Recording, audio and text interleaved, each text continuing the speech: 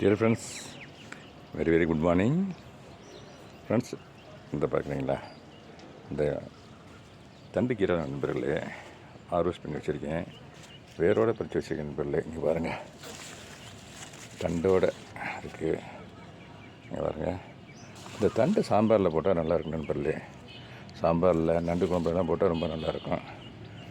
அது எங்கேருந்து பறிச்சுன்னு கேட்டிங்கனாக்கா, இந்த ரெண்டு மட்டும் இந்த மல்லியில் ஊசி மல்லிக்குள்ளே இருந்துச்சு. விதை விழுந்து இந்த கண்டெய்னரில் நண்பர்களே இந்த இருக்குது பாருங்களேன். இந்த கண்டெய்னரில் அது இருந்துச்சு. இப்போ வேரோடு பிடிங்கிட்டேன். இது இருந்துச்சுன்னா அந்த பூக்கள் பூக்காது. ஆமாம், இதை நான் கொஞ்சம் அப்ஸ்டாப் ஸ்டேஷனில் இருந்தேன்.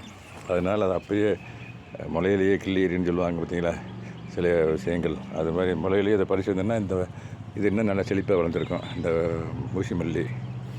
அப்புறம் நண்பர்களே இந்த இருக்குது பாருங்களேன், இது இளங்கீரை தண்டு. இதெல்லாம் ஒரு அங்கே இருக்க ஒரு கண்டு விட்டுருக்கேன் நண்பர்களே. அதனுடைய காற்றுல அந்த இதிலேருந்து காற்றுல விதைகள் போய் விழுந்து ஒவ்வொரு கண்டெய்னர்லேயும் வரும்.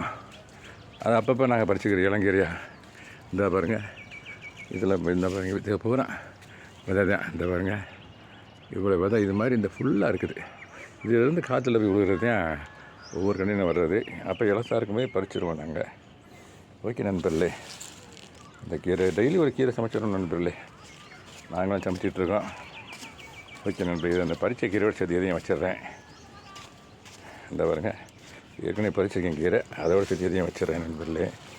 ஓகே நண்பர்களே, தேங்க்யூ வெரி மச் ஃபார் வாட்சிங். Have a nice day.